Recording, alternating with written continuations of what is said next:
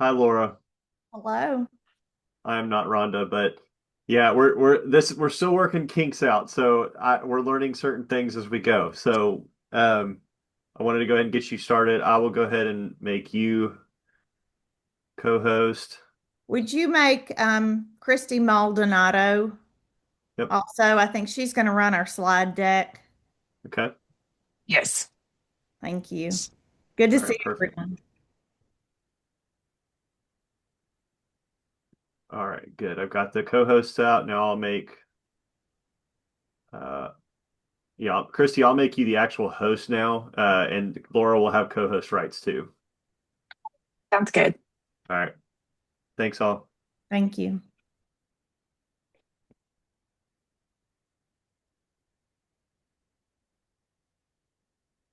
All right. Greetings, everyone. Thank you for joining us for this session.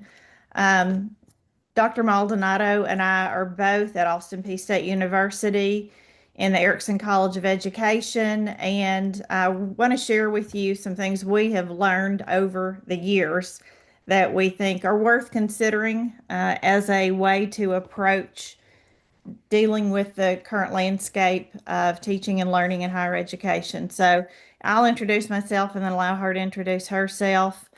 Uh, this is my sixth year at Austin Peay, but I spent 28 years in the public school system, 10 as a teacher, 18 as a principal, which led to the work that I'm doing now in the Masters in Ed Leadership and the redesign of that program at Austin Peay. I'm also the Associate Dean for Partnerships and Recruitment, so I have my hands in some other things. And just really excited to share with you the cool stuff we've accomplished in the last 6 years. I am Christy Maldonado, also at Austin P. And Laura and I are sort of partners in crime. And so I'm serving as the assistant coordinator of the Masters in Ed Leadership program. And I'm also associate dean for assessment and accreditation. So we're kind of two sides of the coin. Um, and so this is my fourth year at Austin P after a little over 20 years in Clarksville, Montgomery County schools. All right. So the topic that we wanted to address today really has a lot to do with the changing landscape over the last probably 5 years, I'd say, since COVID, when we're seeing fewer students who are enrolling in our programs on the ground. We inherited a program in the Masters in Ed Leadership that had 13 students in it, and that was taking them 2 to 3 years to graduate from the program and get their licensure. And so, with the combination of a state grant that helped with the funding, so obviously that's a backstop for us, but as our role in it, we reimagined our program to be a fully online, accelerated 1 year program in which students got their master's in ed leadership and principal licensure. And so we're going to share some of the things we've learned about what it's like to transition to online learning, what it's like to have a huge cohort and have to begin to rely on adjunct instructors and even some coaches in our program, where it feels like things kind of slip through your fingers and it's not so much just yours. I know the first year I taught in the program, I taught every single term and I had my hands on every single student. And as it's expanded, that's changed. And so there's a pressure for us to have quality, fidelity, consistency, and rigor as we serve over 200 students through a number of adjuncts completely online. And so we're going to talk about how we designed our learning experiences so that we could scale that instructional quality for all of these future school leaders. So we're going to talk about how we moved from the standards to online learning. And it's an interesting process. And one of the things I say as a caveat is this got dumped completely in my lap. And as a principal, you take something and you run with it. I know in higher education, when you're trying to pick through people's thoughts and feelings and courses and wishes and philosophies, it's harder to sort of have this sort of consistency. And so part of the gift that was given to me was here's a thing that's not working. It's all yours, fix it and make it work. And so I got the opportunity to work with a couple of key people to redesign this. And then as I brought people into it, it was under my leadership and it was not having so much to um, calibrate with a lot of other professors at Austin Peay. There were two or three, definitely. So that's the caveat to this.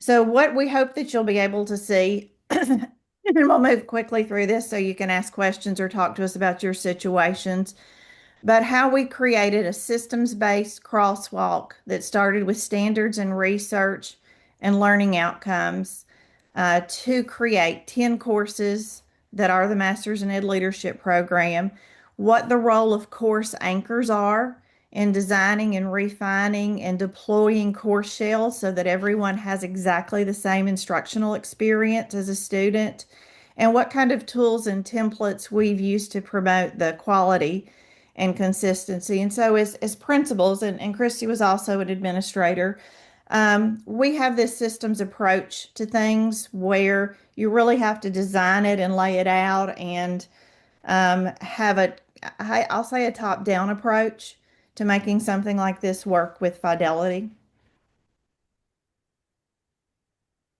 Yeah, so just to lay a little bit of foundation, we know that pedagogy in general is having that framework for what we know is solid, effective teaching and learning. And so we have to frame this in terms of working professionals who are teachers and other educators that are trying to get their principal licensure. And so we're really looking at a lot of those adult learning principles, hooking it to experiences that they already have. And so we made the shift completely. I feel like undergrad college is sort of like a blend of you know childhood learning, teenage learning, young adult learning is different from an experienced professional. Um, and so, the things that we have to start with to kind of reach that sweet spot of the art and science, we want the learning experiences to be experiences and not just content. And so a lot of it's very practical application based. Um, the learning outcomes are very explicit. They're aligned across courses. And we we needed to make instructor ready shells that were ready to go for all of this mass amount of instructors that we had. And so that's how we were able to take solid teaching and learning and scale it to our cohort model. And so when we think about just the course design in general, I will tell you that as a new higher ed instructor, I went through quality matters training to understand, basic ideas about online learning fundamentals and what was best practice and sort of like nationally accepted as what online learning should look like. And so while the content and the research and the evidence-based practices are all there. Design wise, we follow those for the most part, quality matters fundamentals. And so, but these are all things that we think about when we were building each course, each learning experience, and how we would assess what that learning looked like.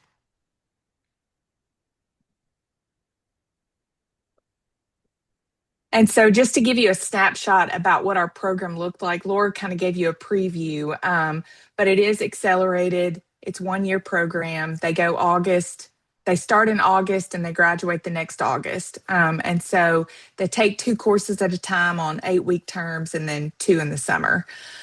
And so we do this cohort model so that we only start in August and we have this very intentionally sequenced courses that build on one another.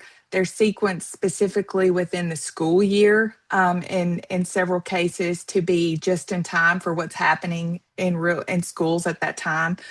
So for example, we have a data class that is for fall 2, which runs from October to December because that's usually when state data starts rolling in from the previous spring.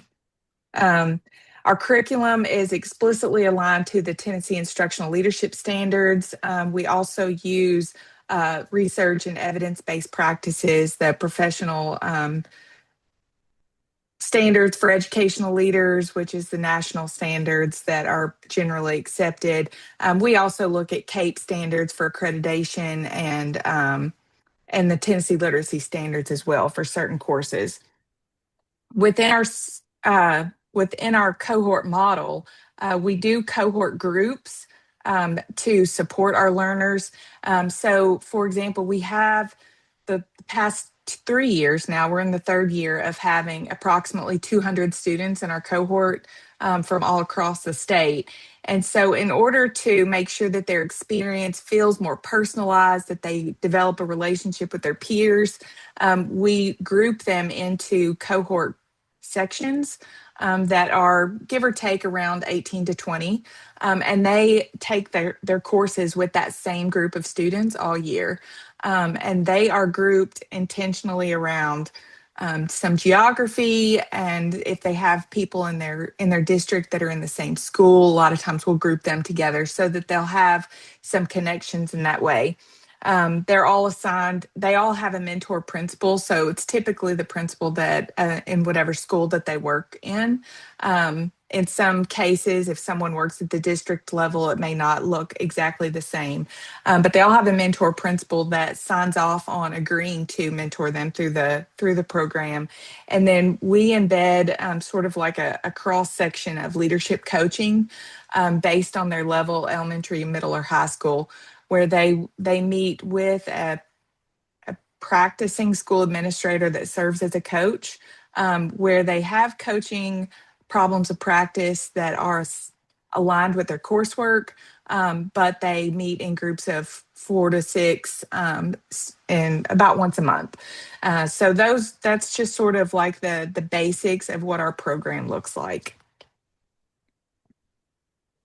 Dr. Maldonado, will you go back to the previous screen? I wanted to call attention to the box in green. You wonder how you serve Oh yeah. 200 students in 1 year. You hire over 40 adjunct faculty and coaches.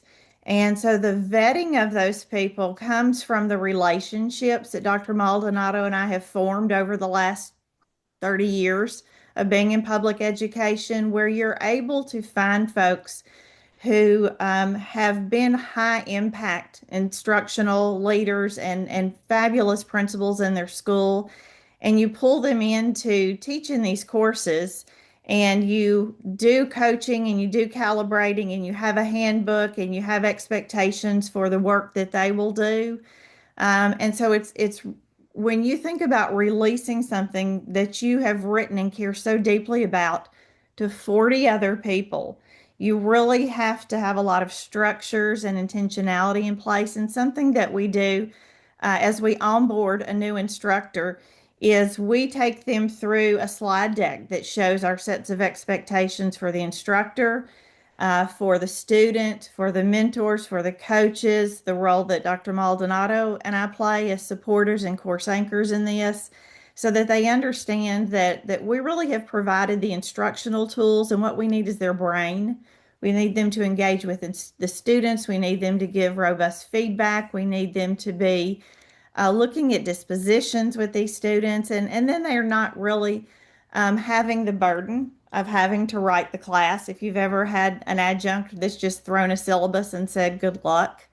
And so I think that's a really neat thing about our program, and it is built on 5 themes. And so even if you're an instructor who jumps in as an adjunct for a single class here, a single class there, versus maybe teaching with us through the entire year, you're going to find that the things that we've coached you up on are embedded in each of those courses. And so it's been a big lift to create all of this, but it's this continuous improvement process as well. We meet as a leadership team with everybody who teaches or coaches for us once a month.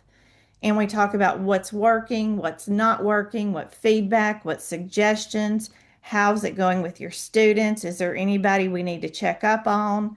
And so it's a really unlike higher education. experience. Thank you for letting me jump back into that. I get super excited Yeah. about this.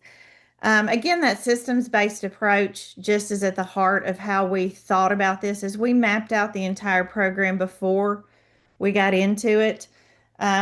We elevated the themes that we had, and we elevated things like fidelity and quality and consistency and an integrity. So we started with what are the learner outcomes? If I'm going to prepare somebody to be a principal in a Tennessee school system, having firsthand knowledge of what that work is. And I would add that I continue to mentor principals in our local school system. And so I am in the schools and I see what's happening, what their challenges are, and what's changing. We started with the TILs, the PESTEL standards, evidence-based practices, and practitioner experiences, the research as the foundation. Then we moved into a crosswalk, which I think you'll be able to see in some of our artifacts, where we mapped out every single course and we made sure that these items listed under number one were aligned in courses more than one time so that there would be a spiraling and there would be an opportunity to build on prior knowledge.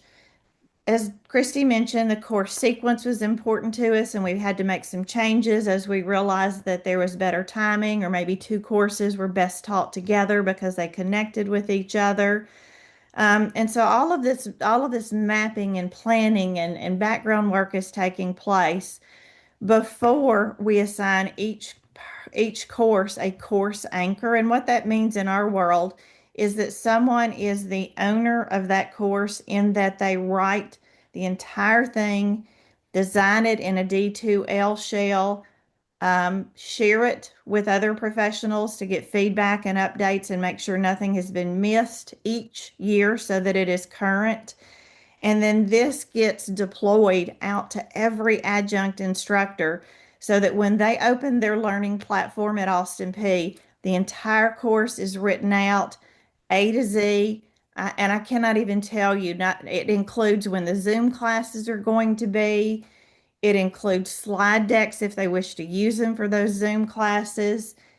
They're just, everything is explicit because all I want for my adjuncts is their brain. That's all I want from them. I want them to engage with those students and teach them everything they know and not be tied down to trying to write a course or figure out how something's going to be assessed. There are even built-in rubrics that are the same across every course. And so if you look at one D2L shell, you've seen them all because everyone is built out precisely the same. The content just changes in it. And it's something that we feel like has served our students well. And that's probably the most important part of this.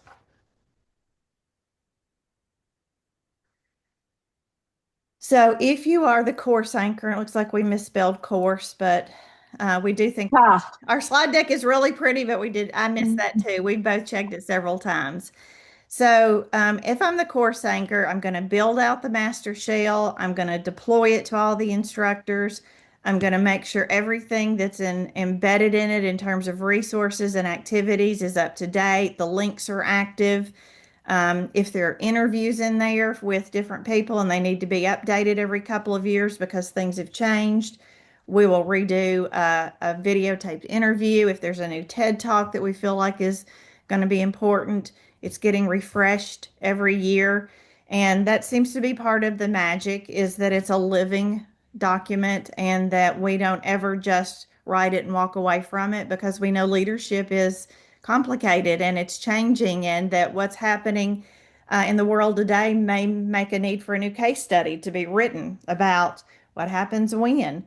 Um, and so the impact of having a course anchor is that for our adjuncts, it's a really friendly onboarding experience. For the students, it's a consistent, cohesive learning experience. And you think about a student who every 8 weeks opens two new courses while they're also teaching raising a family, volunteering at church, and, running marathons, whatever it is they do. They need that D2L shell to look the same every time. They don't need to be figuring out, well, where did this instructor hide this or put this, or what's the rubric for this, or it just creates a platform for them where they can quickly and easily engage in the learning. And we open the entire course at the beginning. So if one of our students is home, with a sick child and they want to work ahead, they have the opportunity to do that. Just gives them some flexibility. So the fact that the adjunct gets to bring their expertise into the learning module is the shared experience we have with them. So if you see the handoff model there, there's the anchor who designs the course, the master shell that gets created in our D2L platform, the adjunct who delivers it, and the student experience. And so, um, kind of being the person who's over this entire program, would it surprise you to know that I'm not even teaching this semester? I have 24 courses, 48 courses, um, versions of it being taught by other people. 12 sections, two classes at a time for a semester, and I'm not even teaching. So how can I be confident that that's going well? That is based upon the systems approach and the support that we give to our adjuncts. And I'll say this because I think it's a good thing to know. Dr. Maldonado and I put ourselves in every single course shell as what is it, a teaching assistant, I think is what it's called. Yeah, I think we're categorized as TAs. And so now I know that would make some people crazy, but what we find even when our Austin P full-time tenure track people are teaching for us, they don't mind us being in there because it gives us the capacity to support them. And I'll be honest with you, there have been times where something in the course, like a link broke. I can go in there and just put in a new link without bothering 12 different people to have to fix it. Or if we're trying to connect it to our watermark platform, we don't have to train 24 people on how to do it. Dr. Maldonado or I go in and just put that link in for them.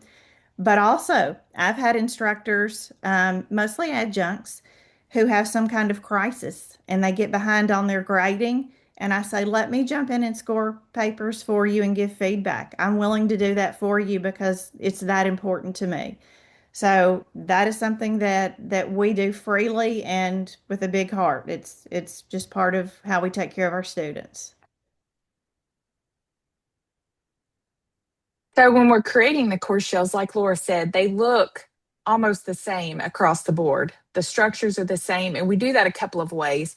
One is that we have a basic master course shell that we use for our program, and that includes our rubrics, a lot of our like the basic sort of documents that we have, our program handbook, um, uh, the course template for their weekly assignments. We created a writing template so that they don't necessarily have to format the entire document.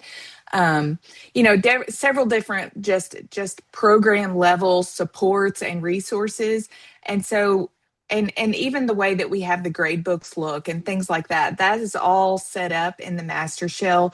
So I just did like a screen capture of the contents of what's in our overall master template. So that's in our artifact folder that you'll get a link to at the end. Um, and then also we have we have the way that we have the module set up, the naming conventions that we use. All of those resources are all consistent across courses. Additionally, every course has a module called instructor resources that's hidden from students. But that way, when we're creating the master shell for each course, because we have the overall master shell for the program, but then we also have a master shell for each course, which is where we do those annual updates. And then we're able to deploy those to the individual instructors once those sections are created. But the instructor resources module allows me, us to create a to-do list for what the instructor needs to do when they get access. So they need to go in and personalize their syllabus. They need to go in and put in where there's Zoom sessions, their synchronous class sessions are going to be. They have access to slide decks that they can download. just a variety of things that they will need in order to be successful for the course. And so that has been very helpful, particularly when we have someone new to a specific course. We have a lot of our adjuncts return year after year and tend to take on the same courses. But when we hire someone new, or if someone's teaching a course that's new to them, it gives them an opportunity to get familiar with things without having to go through, every single piece of it. Um, for student learning, in order to have some consistency there, we make sure that the reflection sort of have this a similar structure where every course has some written reflection that's due every week, and then we have a key assessment near the end.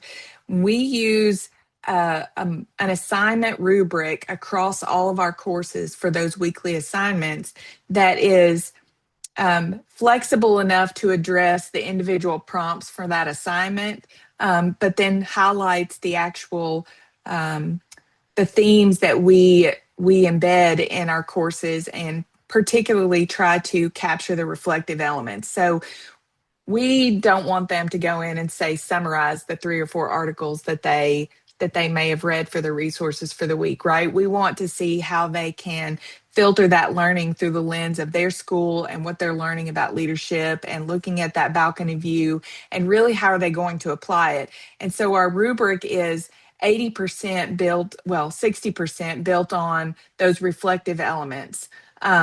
And how are they capturing the school leader's perspective, and are they thinking about things in their school or district that could be improved, or what's going well in relation to that learning. And so that's really helpful to reinforce that reflective thinking for our students, but it's also helpful for our instructors to be able to have the language for their student feedback to focus on those things. So that's also another artifact that we placed in the folder, is the assignment rubric, and just a screenshot of what the instructor resources look like. And so for us, what we really see is the overall impact, and Laura mentioned it already, that our students are working professionals. They're in an accelerated program. They can focus their time and energy on the learning of the content and the job embedded experiences, and talking with their principal, and not trying to navigate a learning management system, and trying to find out where things are, and trying to figure out what due dates are going to creep up on them. We try to lay it out to be as intuitive and to be as consistent as possible across courses.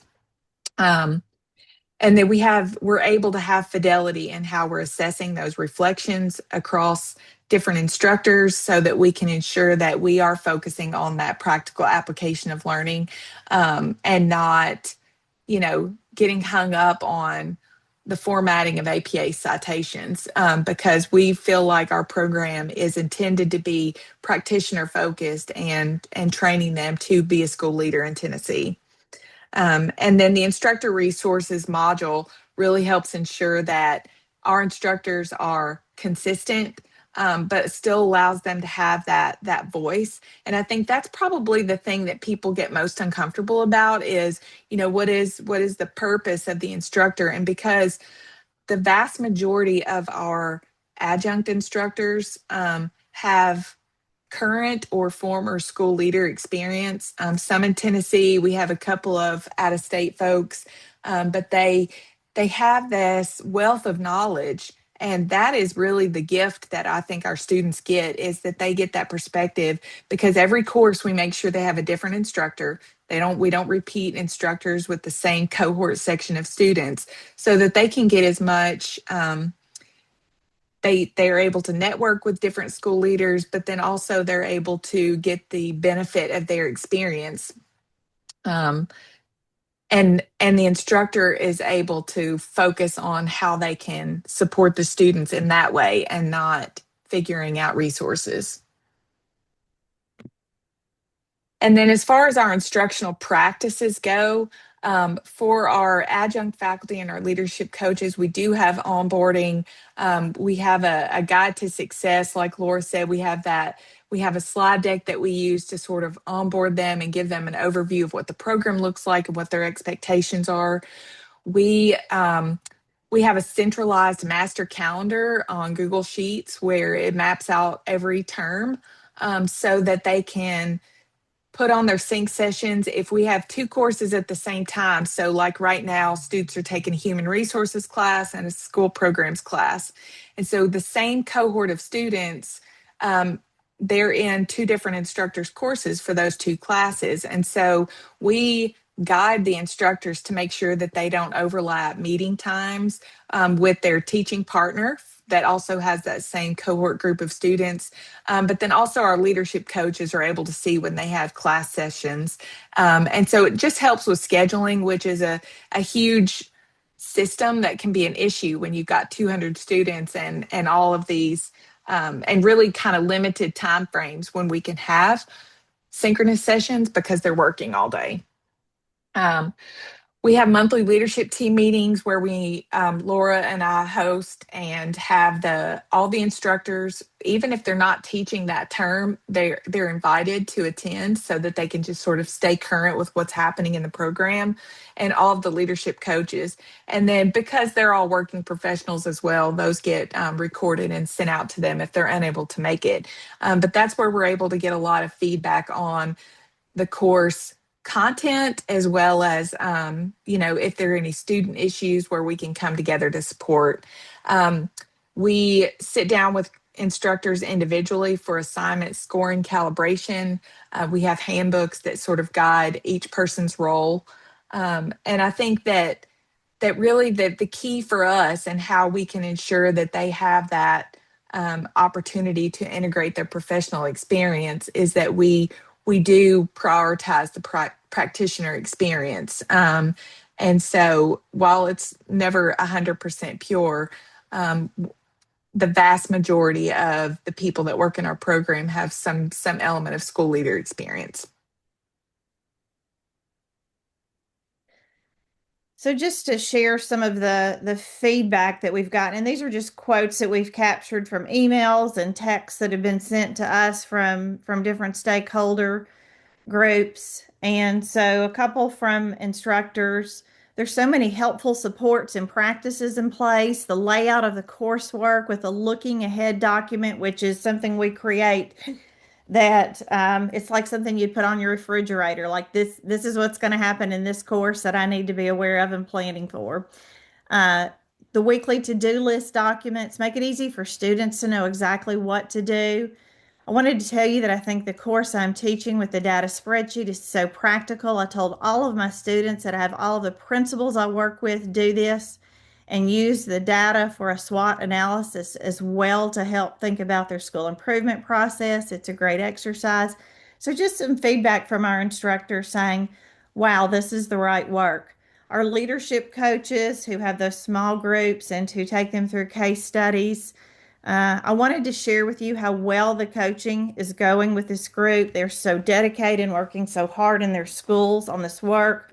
When we met last night, they discussed the problem of practice, PTO funding, and our icebreaker topic, like administrators. They're very complimentary of the many things they're learning in their classes and really appreciate the opportunity to participate.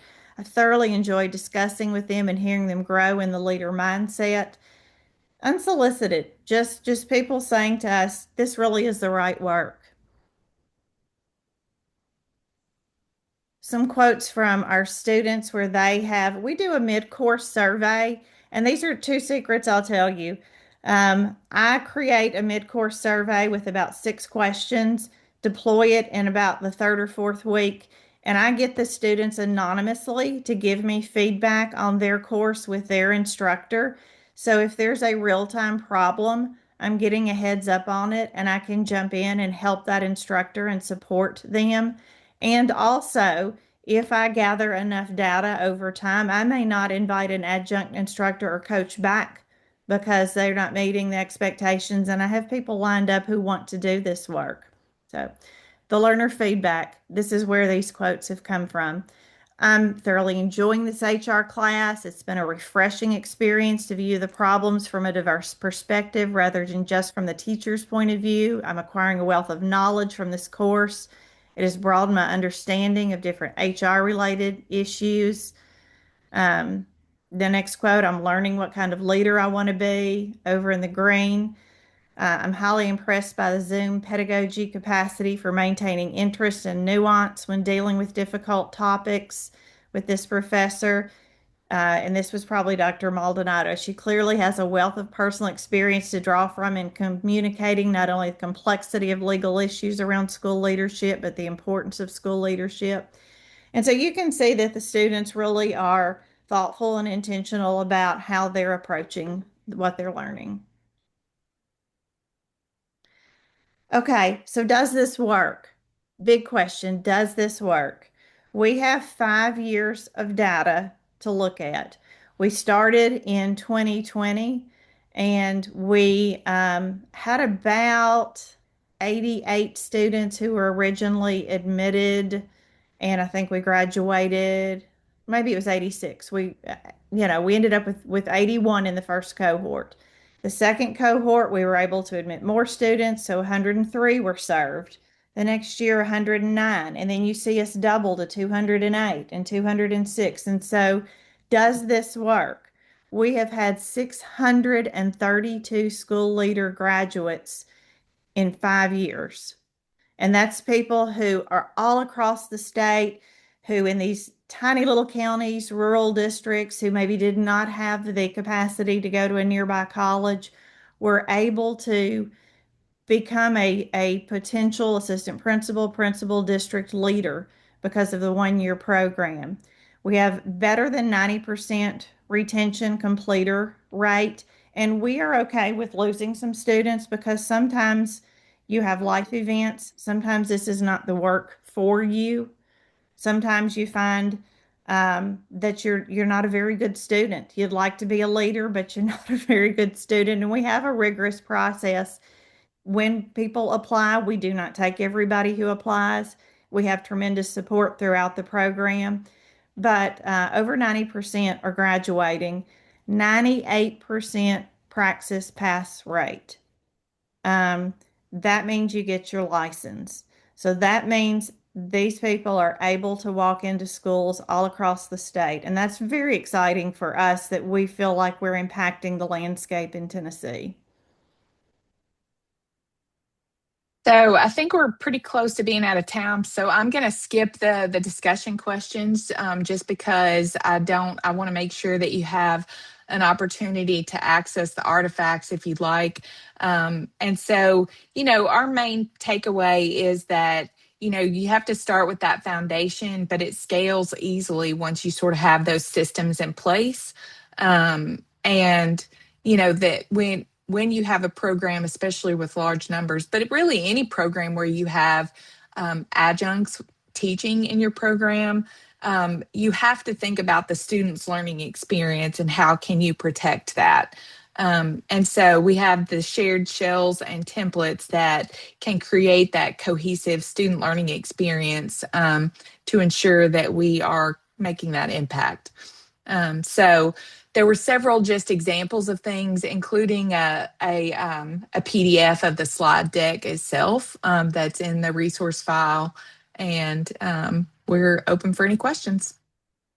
I do encourage you to use this QR code and look at these documents. That they really are the expression of years of work and refinement that you're more than welcome to take, or you're more than welcome to reach out to either of us or both of us if you want to have further conversation about how we could support you or answer questions that you're thinking about.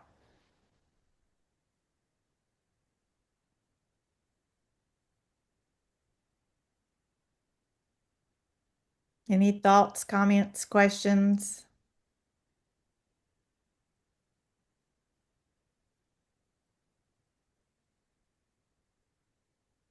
Laura and Christy, I can't sit on here and not say something. Just what comes across is the collaboration with your maybe past colleagues, current colleagues, that collaboration spirit and working with the K-12 partners is, I think, so critical in developing programs like this. And so just kudos. Lori and I have been chatting about just the partnership piece of this to develop a really strong program and pathway is admirable. So it's a great example. Thanks for sharing. Thank you very Um, much. We would love to have another grant opportunity from the state to help support Yeah. just reducing barriers for students who cannot afford $21,000 to do this. So, got to put that plug in. That's great. If I controlled any purse string, I would add that to the list. Just, just, just say good things Always, yeah. about the way this is changing. This is changing schools. There's some research going on uh, at Terra with Jason Grissom about how do our graduates compare to other graduates once they Mhm. enter the principalship, because we believe we've got something special here. Yeah.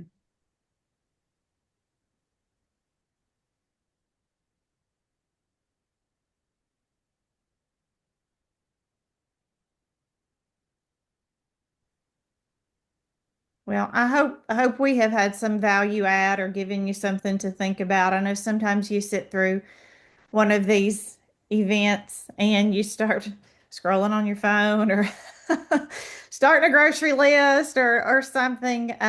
We just want to inspire you. And if there's anything we can do to be a thought partner or to share things that we've done, we'd love to do that. So thank you for joining us today.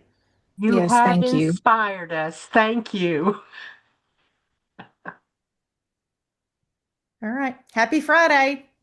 See you Thank guys you. again.